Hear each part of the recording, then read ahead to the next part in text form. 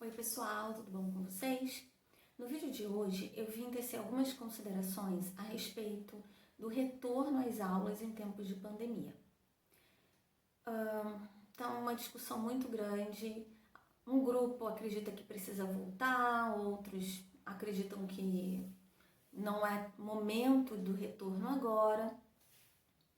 E nesse meu mergulho de ouvir diferentes lados, de ler bastante a respeito e também a minha experiência dentro do contexto escolar, como psicóloga, doutora em educação, que trabalha muito tempo ouvindo professores, ouvindo famílias, observando esse contexto, me vieram algumas reflexões que eu gostaria de compartilhar com vocês.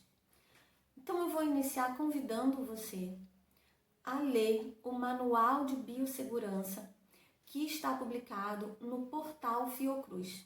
Esse manual é muito importante para nos ajudar a ter uma dimensão de que esse retorno não basta apenas abrir escolas e cuidar com máscara e álcool em gel. Ele é muito mais profundo do que isso. Tá? Então eu convido você a entrar no portal da Fiocruz e ler esse Manual de Biossegurança. Outro convite que eu faço também é que você pense, a cada pergunta, a cada consideração que eu fizer, você pense na realidade da escola onde você trabalha, da escola onde o seu filho ou a sua filha estudam. Por que eu digo isso? Não existe escola, existem escolas, existem culturas escolares. Cada escola tem um prédio, uma arquitetura própria. Cada escola tem uma realidade diferente uma da outra, dentro de um determinado bairro. Então, quando a gente pensa nesse retorno, a gente tem que pensar na diversidade das escolas. Em cada município, em cada estado, em cada bairro, ok? Então, a gente não pode pensar em algo homogêneo. Muito pelo contrário, há uma grande diversidade. Então, à medida que eu for expondo algumas indagações para ajudá-la a refletir, reflitam diante da escola que você atua, da escola onde o seu filho ou sua filha estuda, ok? Então, para iniciar, eu vou fazer aqui, eu fiz algumas anotações, ok? Eu vou seguindo essas anotações, mas eu quero começar com 3 perguntas que é possível encontrar no Manual de Biossegurança da Fiocruz. E são essas 3 perguntas que vão delinear se devemos ou não retornar nesse momento. A Covid está controlada? As perguntas devem ser respondidas com muita transparência, com muita verdade. A Covid está controlada na sua cidade, seu município, seu estado? Como está a Covid? O sistema de saúde tem como acolher as pessoas que necessitam de atendimento? Como está a realidade desse sistema de saúde? O sistema de saúde consegue rastrear os casos de Covid? Isso significa fazer testagem? Estão sendo testados? Como está sendo o rastreio? E como está sendo cuidado com essas pessoas? A resposta transparente e honesta a essas perguntas vão dar o tom para se pensar na abertura ou não das escolas agora. O primeiro passo é refletir. E eu vou aprofundar um pouquinho mais com algumas considerações que eu fiz, que eu escrevi para compartilhar com vocês, ok? Então, o primeiro ponto que eu gostaria que a gente pensasse. Quando se fala em escola, eu tenho percebido que imediatamente vem a imagem de estudante. Será que meu filho vai conseguir aprender? Será que as crianças vão conseguir ter tranquilidade? Existem estudantes, mas também existem professores. Mas também existem outros funcionários. Tem a merendeira, tem o porteiro, a porteira, tem o pessoal que trabalha na limpeza. Existe um grupo de adultos que também utilizam esse espaço escolar cotidianamente. Então, se for pensar em segurança, nós temos que pensar na segurança dessas outras pessoas e não apenas no estudante, na preocupação se o estudante vai ou não aprender. Nós temos um grupo muito grande que frequentam cotidianamente esse espaço escolar e muitos desses adultos podem ser de um grupo de risco ou ter contato com pessoas de grupo de risco. Então, o retorno precisa ser pensado também para esse público. E por isso, aquelas perguntinhas que constam no manual da Fiocruz. Está controlada? Tem como testar? Tem como fazer esse controle constante, que não basta se testar uma vez, né? Tem que ser um mapeamento constante. Como estão os hospitais? Como está o sistema de saúde para receber as pessoas que necessitam? Ok?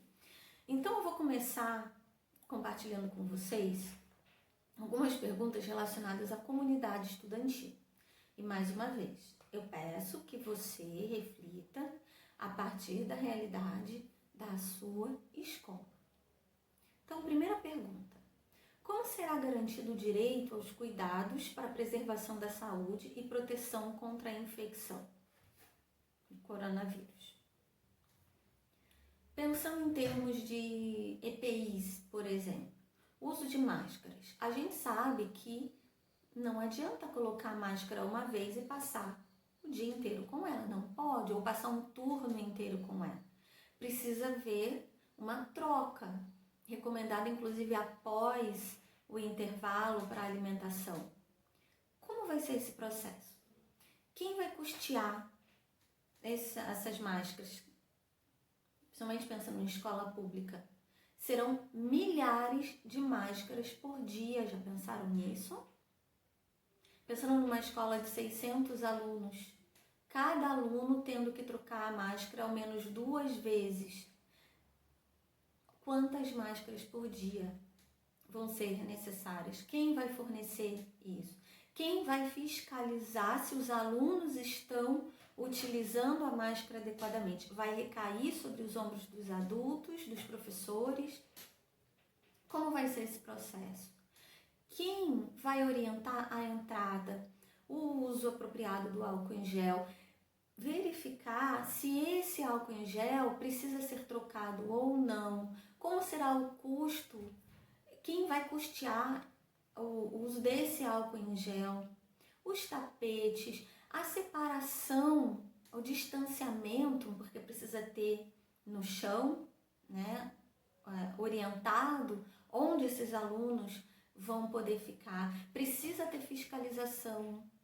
Nós vemos na televisão, quando em filas, por exemplo, em banco, tem tudo bonitinho, demarcadinho no chão, e quando a gente observa, os adultos estão todos aglomerados ou muitos aglomerados. Se não tiver um funcionário separando, eles não seguem.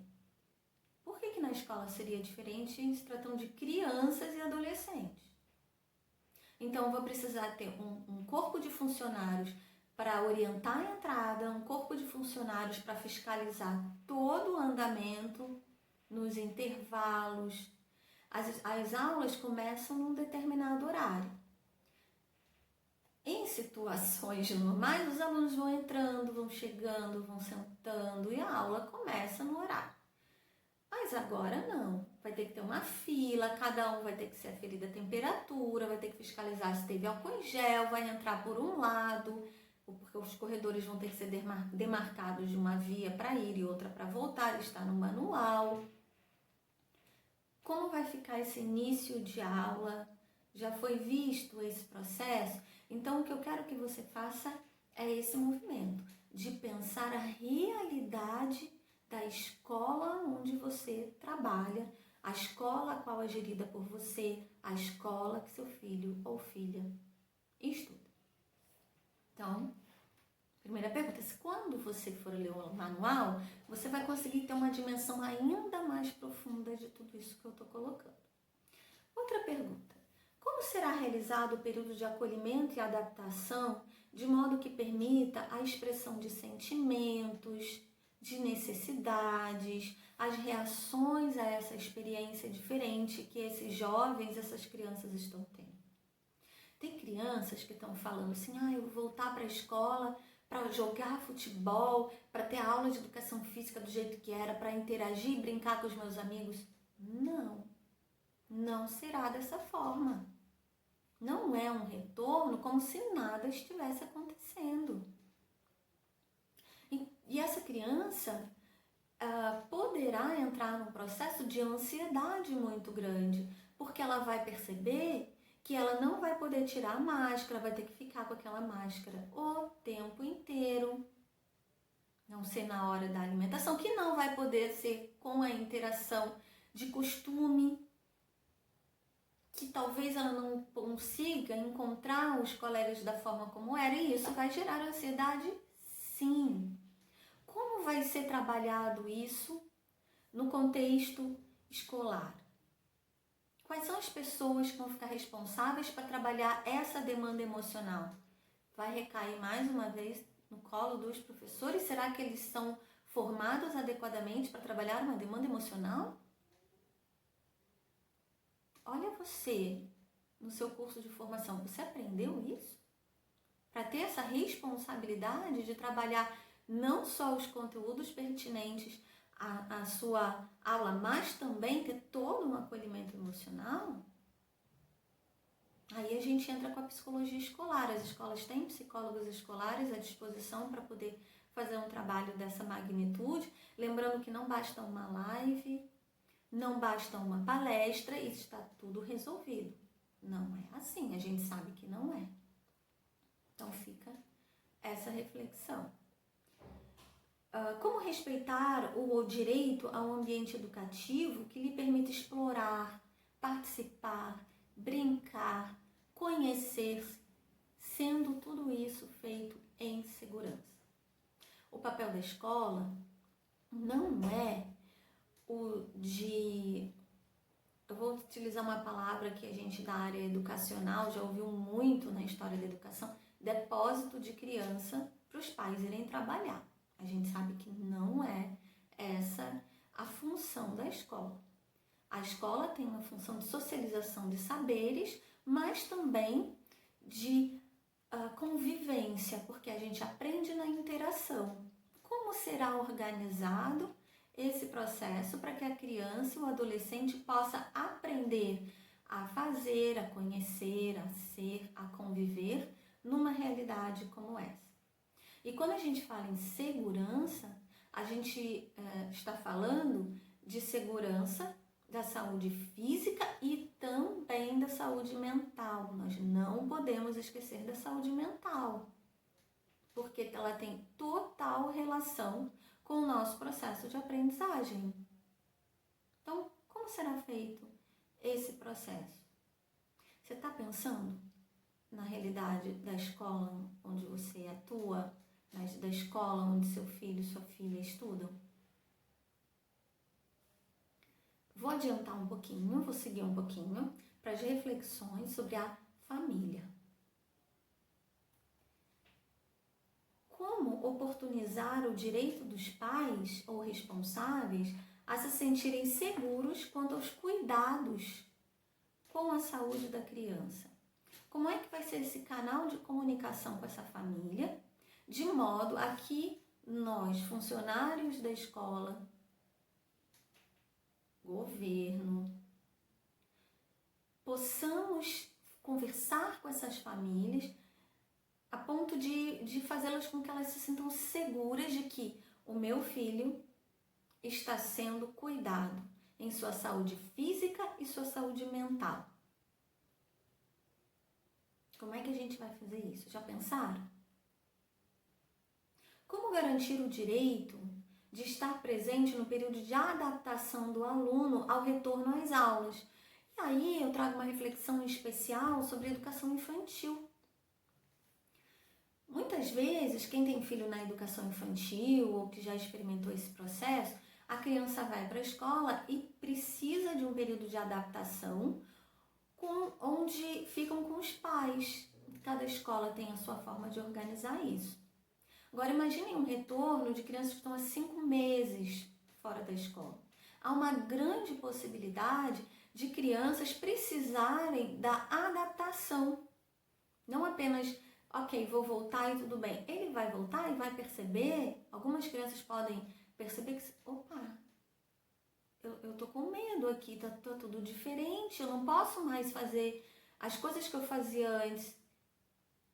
Eu quero minha mãe, eu quero meu pai, eu tô com medo. Sim, muitas crianças vão entrar nesse processo. A escola já pensou como vai ser a adaptação dessa criança no sentido da presença dos pais como um apoio, fortalecendo essa criança? Como vai ser isso? Já pensaram? Então, você que atua na educação infantil, você sabe o que eu estou falando, né? Outra pergunta. Como tranquilizar as famílias sobre possíveis problemas de adaptação da criança devido a esse período de afastamento?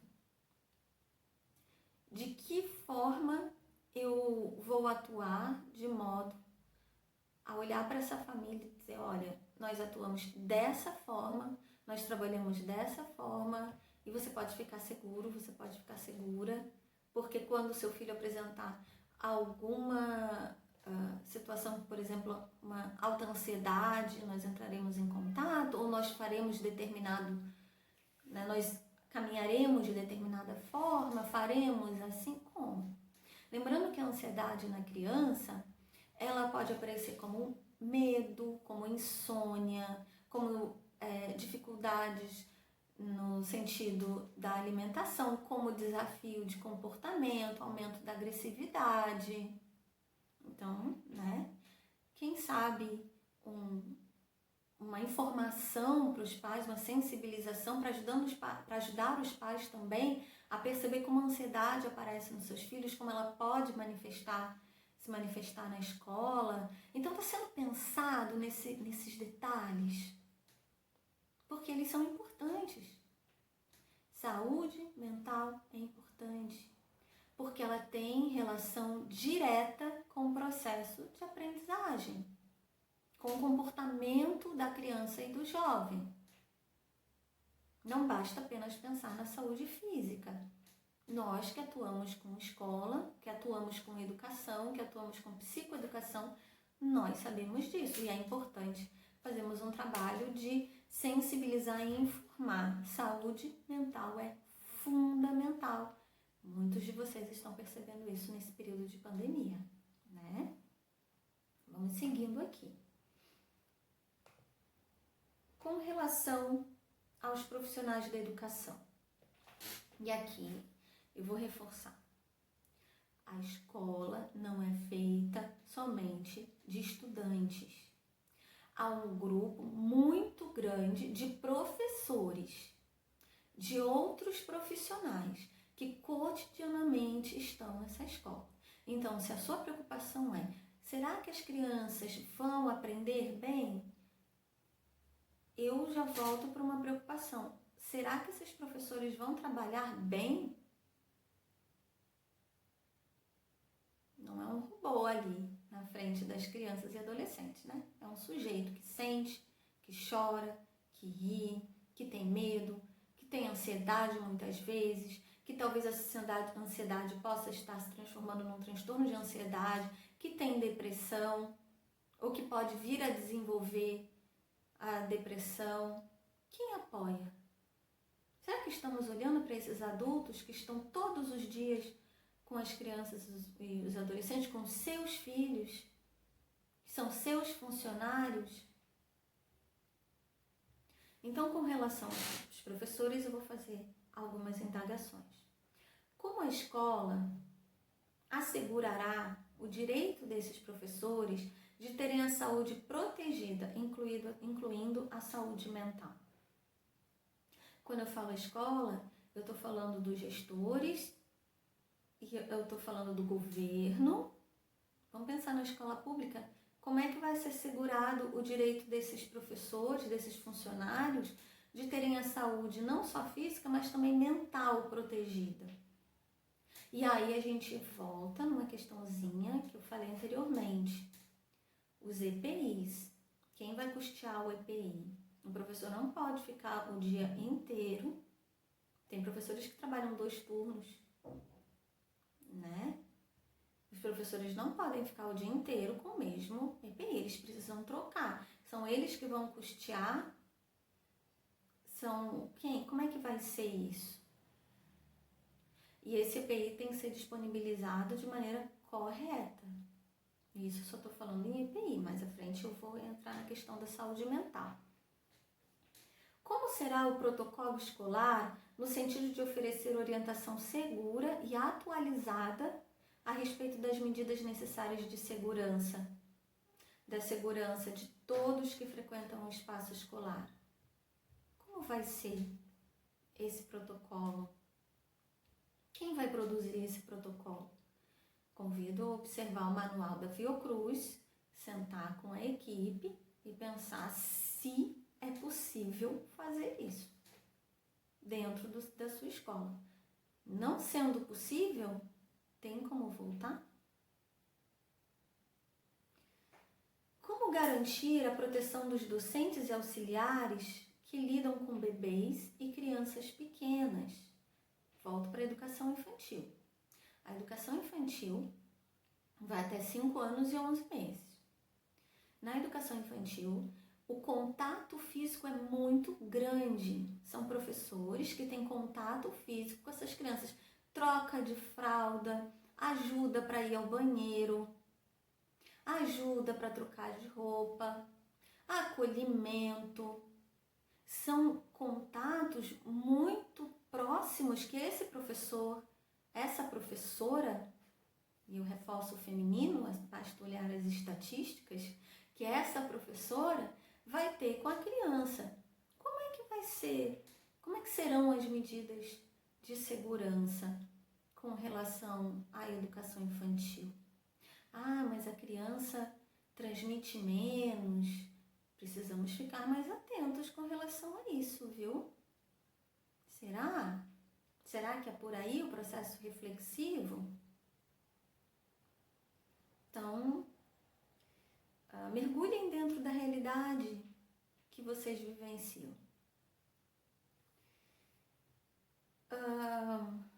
Como assegurar o direito de professoras, de participar da organização escolar em relação aos horários de funcionamento, aos usos de espaços coletivos, a critérios de agrupamento? Eles também precisam participar dessas decisões. Não pode ser algo de cima para baixo. Não pode ser uma imposição. São esses profissionais que estão cotidianamente e sendo expostos a essa situação de pandemia. Eles precisam participar dessas decisões, sim. Não pode fazer um intervalo, e isso está no manual, com todo mundo ao mesmo tempo. Como vai ser essa divisão? Há possibilidade de ser feita de maneira segura. Isso é importante.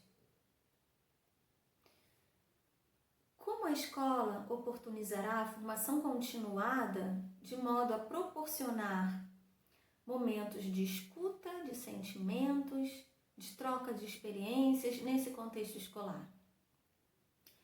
Como a escola vai oportunizar a formação continuada de modo a acolher esse professor, essa professora, os demais profissionais?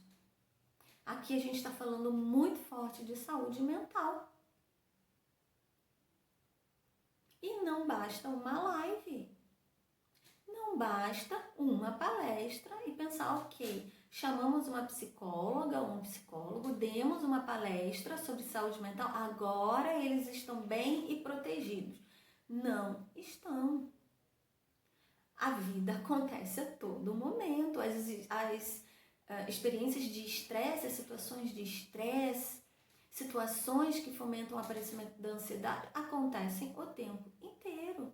Então, como vai ser o acolhimento desses profissionais?